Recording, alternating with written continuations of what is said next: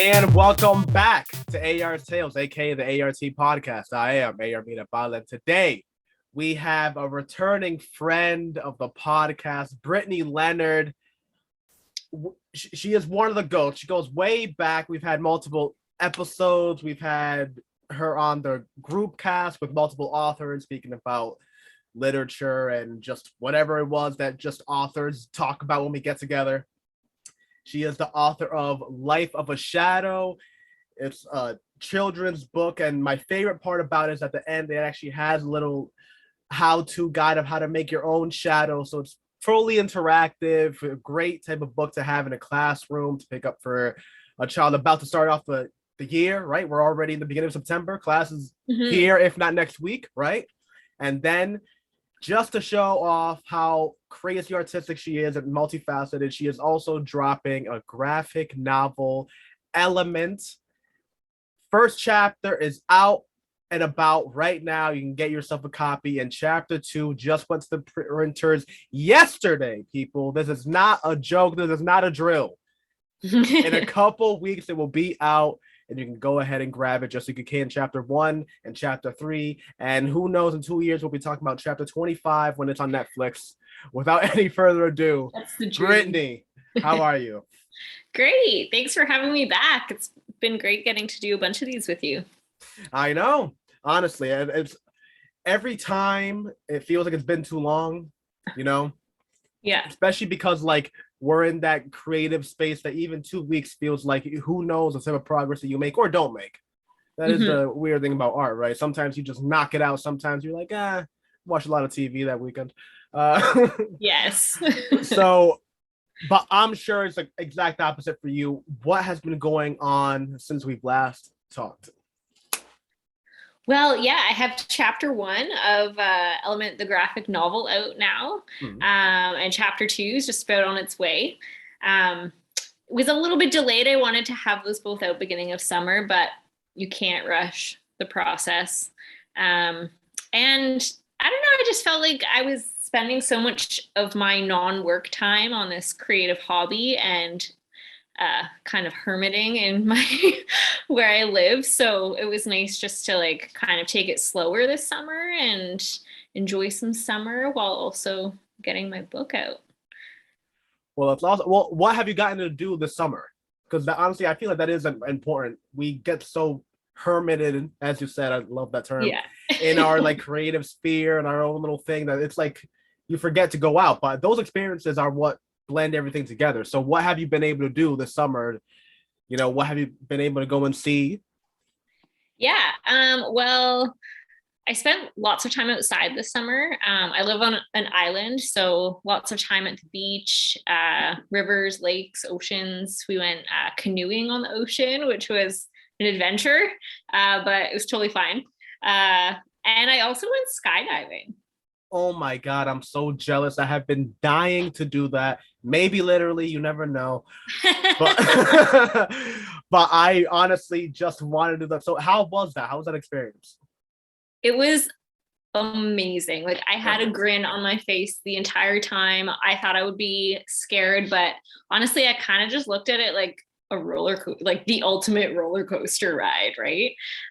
So you free fall for 40 seconds and then they pull a parachute. And then I swear I could smell forest and ocean. Like it was so peaceful and just like so grounding. And even though I was in the air, it was pretty sweet. Oh my God. The best thing I did zip lining this summer, I should say. That's good. Yes. It was pretty cool. It was like on a beach. It was like a pretty decent height. And there's always that thing that when you're looking up, it's like, oh man, that's not high at all. Like, you know, I need it to be like, you know, touching that cloud over there. And then you get up there and you're like, I mean, pretty high, you know. Yeah. That's like what it was like. We started passing clouds on our way up and they were like, we're halfway there. Oh. Yeah. It was crazy, but it was good. Yeah, that's awesome. Gotta feel alive, right?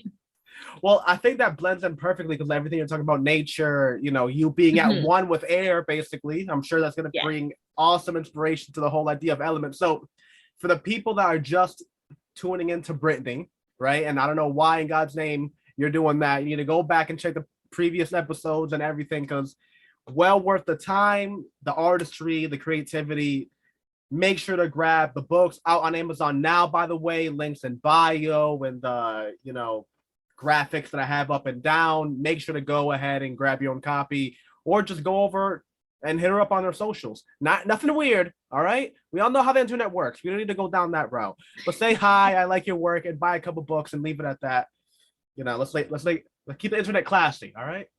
Well, impossible at this point. But as far as everything else goes, how would you describe Elements to a person that has no idea of it so far? Well, it's a graphic novel to start. So sometimes people are like, what is that? So it's a comic book. Typically the chapters are like 25-ish pages. It used to be called like the 25-cent comic back in the day. So that's what I mean when I talk about a chapter. And then the graphic novel combines a few chapters into one volume. So right now I'm releasing the chapters on Amazon. And so they're about 30 pages or so. And I'm going to plant one tree for every book sold. Not me personally, but through 10 Tree and One Tree Planted.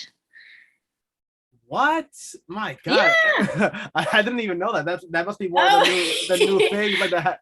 I didn't know that. Wow. Yeah, because the theme of the book is it's around climate change and the effect that has on our mental health. I think that's something a lot of people can relate to, is just the anxiety around what the heck we're doing to our planet, and the fact that we just keep doing it in multifaceted ways. So I wanted to give back and let the whole thing come full circle. So even though I'm killing some trees to get the book out there, I'm also planting trees as well. So I mean, better than that. I mean, when I was a kid, I remember I would take like a half a ream of paper from the printer and fold it in half and staple it, and that would be my comic book. And you know how many times I did that and only used the first like 3 pages, and I was like, leave that for another time. Creativity is like, it's limited. Doesn't happen all the time. You like losing motivation, you just drop it. That's there's forests that should have like my name inscribed on it. It's like, whips to be, you know what I mean? Well, maybe I'll name one of the trees after you then. Like a generation, honestly, in order to get back what I've done. But in all honesty, that's one of the things I love the most about it, is that it's like you're writing a story with a purpose. The whole idea of pollution, and it's one of those questions that it just, even in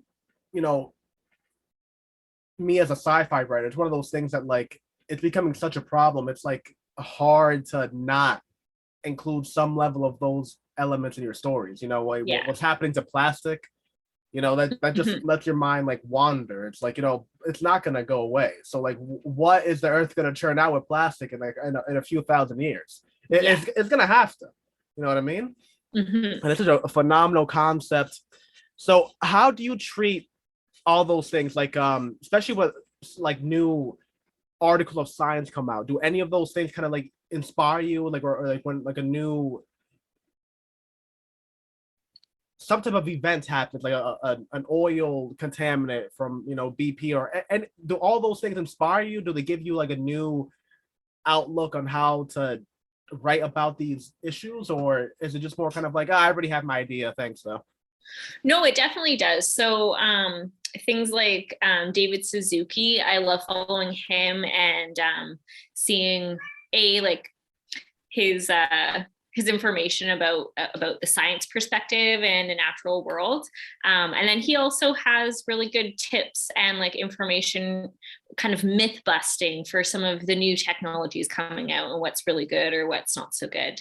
But it's funny that you say about the oil tankers or whatever, because in Element, there's a page in it where they're sitting there watching the news, and so there's a whole bunch of like little details in this book that if you really like, when you're reading it, if you look through the pictures like you're supposed to when you read a graphic novel, you should be able to get a bit more out of it. So yeah, in the book, see, I'm not sure how well you'll be able to see this, but there's TVs there in those two panels. Yeah. Like in the background. Yeah, it's a hurricane, anyway, so one of them is the headline is about a hurricane, and then the other one, the headline is about World War III, which I think originally that was going to be oil tankers, but then given events of this year, yeah, changed that a little bit. Yeah, so I definitely try to like work in things into the book, especially if you're looking kind of far into the detailed background there too. Yeah, I kind of love that. I remember when I was working on one of like got him. Is that a mosquito? My cat's eating, I think, butter. Huh. From my corn on the cob. Get down. I'm just gonna put her outside one sec. Well, perfect time to talk about our sponsor, One Audio. They are a phenomenal audio equipment. If you want headphones, speakers, whatever it may be, oneaudio.com. That's ONEODIO.com. If you use the code special AR at checkout, you can get up to 10% off of anything store-wide. So make sure to do so. Oneaudio.com. Check them out. One Audio. Buy some of their stuff so I can make some money. That's a jingle I wrote. Very good. I know. I'm getting the Oscar this year, actually. The Oscar for a song. So that's how you know it's good. Yeah, anyway. For sure. Those are unique. Yeah, you know, I'm out here. But how are you treating the press for chapter 2? That's one thing that I've definitely seen like a huge uptick in almost across the board. A lot of like the friends I've made in like the Bookstagram, Instagram community, that everyone is just going harder. And that's one thing that I'm loving seeing you is that you're really bringing in your fans into your process, not just a thing of like, oh, here's what I made, but you're doing rundowns of your action, like your inspiration. You do like the side comparison of like, oh, this is the picture inspiration and this is what I made. Right. I love that whole process. So what is your philosophy change as far as like marketing goes? Well, thank you for saying that. It's very nice to get that feedback. I definitely do try to engage on Instagram. Is basically my main social media. But at the same time, with my last book, The Life of a Shadow, I think most of my followers follow me because of Element, not so much for my children's book. But what I found from my children's book was Instagram didn't generate any sales. So even though I like put stuff out there on Instagram and hope that it generates sales, I've kind of learned that it doesn't necessarily. So basically I've kind of re-geared towards markets, like going out, signing up for craft fairs, and I'm doing a Comic-Con later this month and things like that. Because I find when people can see me and talk to me and see my art, I have all that like displayed and stuff for, I don't know if you can see it. Oh yeah. So stuff like that like catches their eye and they come over, or they see graphic novel and they like graphic novels, so they'll come over. And then I'll get talking to them and I'll hand them I have a download of a teaser for the graphic novel.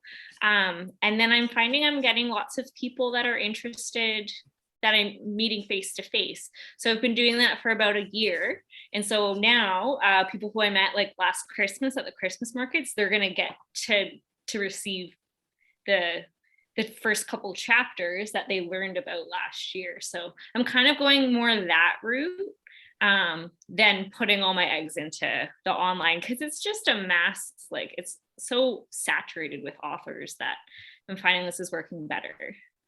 No, I hear you. Honestly, that's the thing too, is that like it's really hard to discern anything. I have a couple friends that I've talked to I've met through the podcast, and they'll tell me things like, if I miss a day on Twitter, I lose like 10% sales of that day. And it's like, oh, that's how you're doing it. That's awesome. And it's weird too, because I remember I tried it out for like, like a month or so. And I wasn't getting the type of like numbers they were reporting, because they had been, they're at 25,000 followers. They had been moving this train along for like a while. But even in my own sense, I did find that Twitter just had that almost a little bit just, I don't know how to describe it. It was just like, you would just do a post like, hey, here's my book, here's like a link to it. And every like, a couple hundred like links, someone would actually do a click. Whereas in Instagram, Totally. yeah, it's because Twitter actually has links that you can click on it, and it takes you to it. Instagram doesn't really have that on a post or anything like that. I mean, there is like you can add like the link. Yeah. I just don't see that type of engagement yet. Maybe it's on my end. I feel like people, if it's a question, it's like, oh, do I look good in the shirt? Oh yeah, you'll get everybody on your everyone that looked at your story will go ahead and contribute to that. But if it's like, oh, here's a link to like these 3 books are about to drop, a couple people, but it's not like engaging people the same way that I guess you would kind of hope.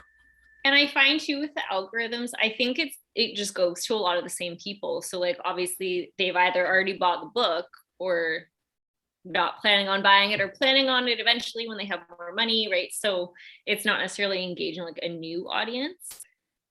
Oh my God, I think we might have just cracked the code then. So if you like trick the algorithm with whatever poppy crap is out there and just sneak your stuff in, I guess that's the way to increase your engagement, no?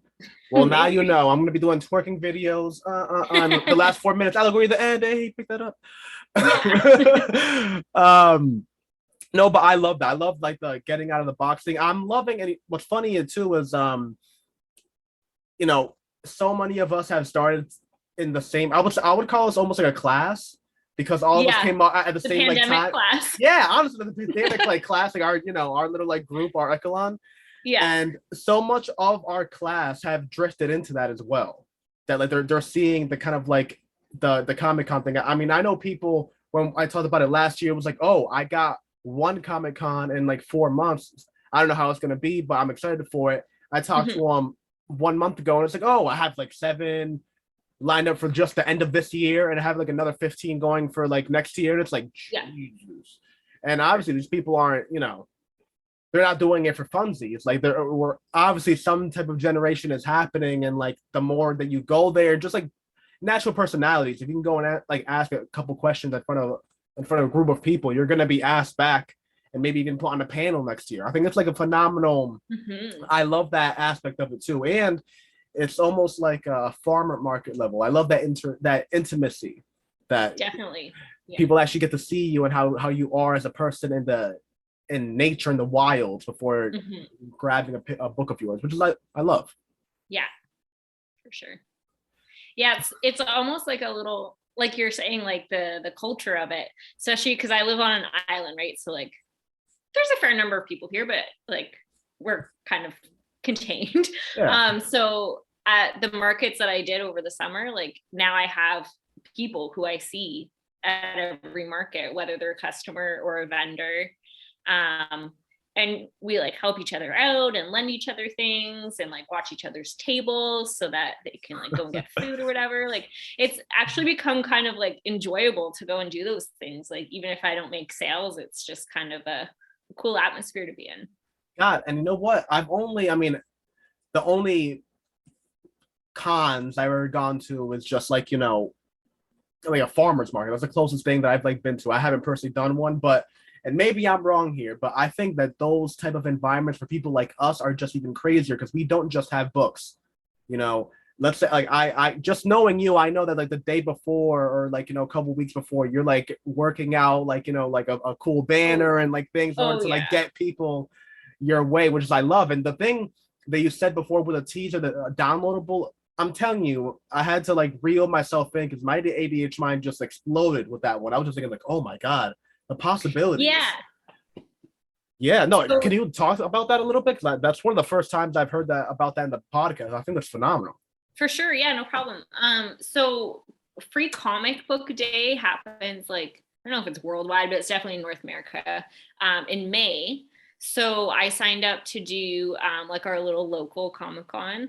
And so it's Free Comic Book Day. So like more of some of the major distributors like DC and Image and Marvel, they'll come up with a comic that's given out at these events on that day. It's the first Saturday in May. So I got to go to my local one. So I put together a teaser of Element. So it includes a few pages from each chapter in a way that hopefully kind of tells you what the story is about without revealing too much. And so I just printed those onto little flyers with a QR code, and then I passed them out. And so I've just kept them, and I give them out at every market I'm at. And then if you want to check out my Instagram and the link in my bio, you can go and you can download a copy yourself. And then you can see what it's all about, and you don't have to spend any money, see if you like it. But it's cool because I've had a few people like take the flyer, go scan it, and then come back and say, I can't wait till it's released. Like, good luck with it. So it's awesome feedback to have. And yeah, who doesn't like free shit? My God, that's genius. Especially if you like make the QR code that like the teaser is like available on your website, meaning that every person that does it just like has to go through your website in order to do so. Mm-hmm. It's limitless. I love, that's what I'm saying. That's what I mean, that like events like that are just like awesome for like people that have a multifaceted creative mind that just like can incorporate all this bananas that goes in our minds into, you know, it's like accentuating like the thing that we want to do the most, become authors, bestsellers, you know, be chilling on Netflix talking about like, I don't know, I think season 2 should have 9 episodes actually. Thanks. Wait, who did you get for the main character? I don't know. His last movie was all right. But what do you think is coming up for chapter 3? Well, chapter 3, I've only illustrated like 2 pages of it, so I still have like 30 to go. So really, I haven't started it. So it'll definitely not be ready until at least next summer. But it's cool. So I don't know how much to give away. The first chapter kind of like introduces the characters from our real world. And then chapter 2, they end up in this other world with 4 dimensions. So there's air, water, fire, and earth. And each dimension has its own atmosphere, different climate, different beings that live there. Different obstacles to overcome. So like the fire dimension is super volcanic and dry like a desert, and super, super hot. There's a giant sun that's gravity locked to that dimension. So it only ever sees fire dimension. Air dimension is super polluted. There used to be a city there. It's just like overrun. There's no people left, but the buildings are still there. And the factory's still running, just pumping out smog into the air. Wow. And then we have water, which is always nighttime because it's opposite of the fire dimension. So it's always nighttime. So it's super cold, snowy, and the moon does rotate around. So when the moon comes, it's nice and big, gives some light for the daytime. And then once it goes, super dark, pitch black. And then we have earth dimension, which we actually don't see until chapter 3. So that's kind of like the exciting little thing in there.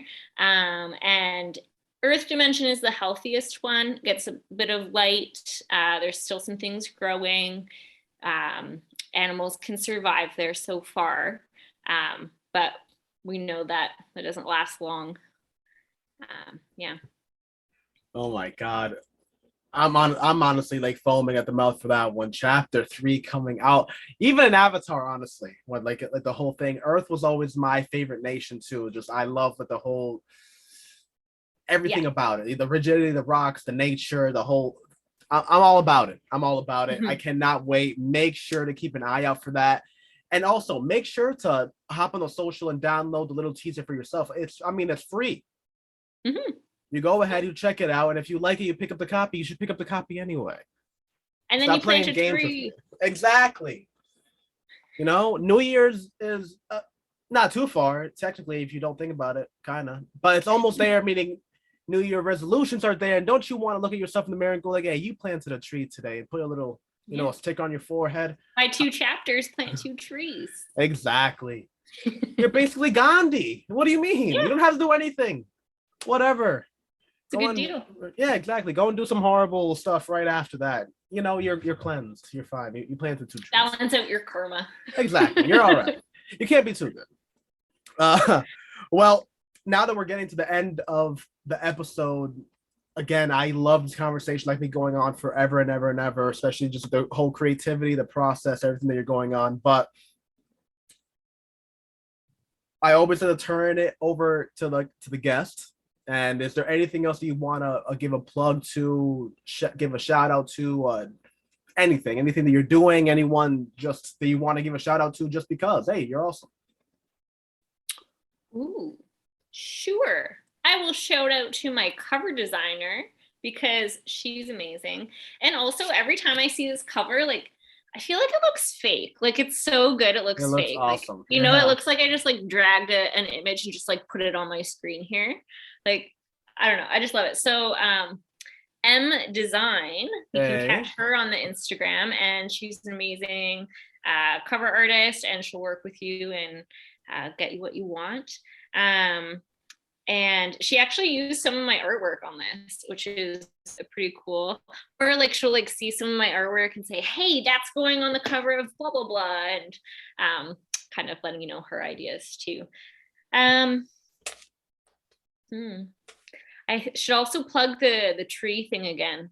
Honestly, download really the free teaser. You like it, buy the chapter and plant a tree. And if you're in the area where she's going to be doing her cons, her comic cons, not cons, she's not going to be doing 3-card Monty and, you know, outside of the grocery store, but you can definitely catch her selling her books like a respectable person. Yes. And I will post those too on social media in the coming weeks, all the dates for those. More reason to follow her on social. Stop playing. You gotta love this community. And like we said earlier, honestly, our class is awesome. The pandemic crew, we got it going on. The COVID crew, we got it going on. All right. Yeah. We came out of like the absolute dirt, worst situation ever. We decided to write, and now we're here. We are leveling up. That's why I love talking to the people like after repeated sessions. That's awesome just to hear everything that's going on. I love what's going on with you.